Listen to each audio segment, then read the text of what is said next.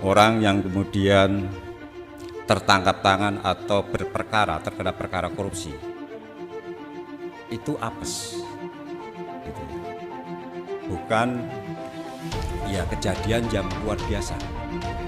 Mereka bilang korupsi itu hal yang biasa, yang ketangkep itu karena lagi apes. Lydia Muchtar, Bambang Sutrisno, Eka Adi Putranto, hingga Harun Masiku, kok nggak pernah apes-apes ya mereka?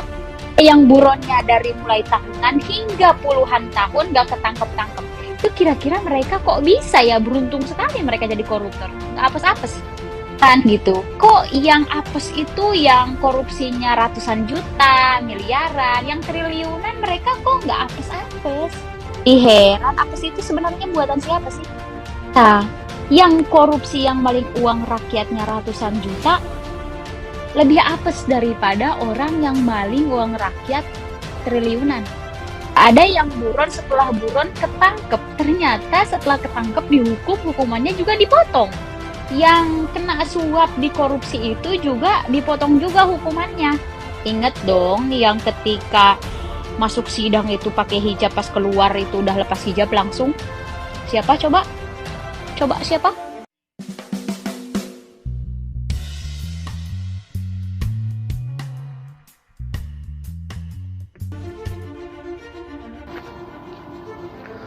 Wakil Ketua Komisi Pemberantasan Korupsi Alexander Marwata menyebut, koruptor yang terjaring operasi tangkap tangan bukan kejadian luar biasa, melainkan apes. Ia mengatakan dalam pembicaraannya dengan orang yang terjaring OTT, mereka menyebut pejabat lainnya juga melakukan korupsi. Hal ini ia kemukakan saat menyampaikan refleks dalam puncak peringatan Hakordia Kemenku tahun 2022. Integritas Tangguh Pulih bertumbuh di Kementerian Keuangan. Saya kok masih merasa ya orang yang kemudian tertangkap tangan atau berperkara atau terkena korupsi itu apes, kata Alex. Ia menuturkan orang yang tidak terjaring OTT melakukan korupsi dengan cara yang lebih rapi. Mereka juga tertata dalam menyembunyikan kekayaannya. Dalam momen refleksi tersebut, Alex juga mempertanyakan alasan pemberantasan korupsi belum menghasilkan dampak yang signifikan. Hal ini bisa dilihat dari indeks anti korupsi yang menurutnya belum memperlihatkan hasil memuaskan. Indeks persepsi Indonesia selama 5 tahun terakhir berkutat di angka 37,38. Pernah di angka 40, turun lagi 38, ujar Alex. Ketika indeks tersebut digunakan sebagai tolak ukur keberhasilan pemberantasan korupsi, kata Alex, hasil upaya pemberantasan korupsi belum cukup gemilang. Ia menuturkan bahwa risiko seseorang yang melakukan korupsi kemudian diketahui oleh aparat penegak hukum rendah. Hal ini membuat para pejabat nyaman melakukan korupsi.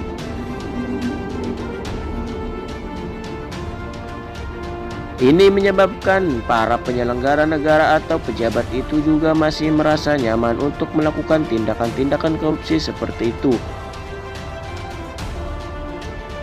Orang yang kemudian tertangkap tangan atau berperkara terkena perkara korupsi itu apes. Bukan ya kejadian yang luar biasa.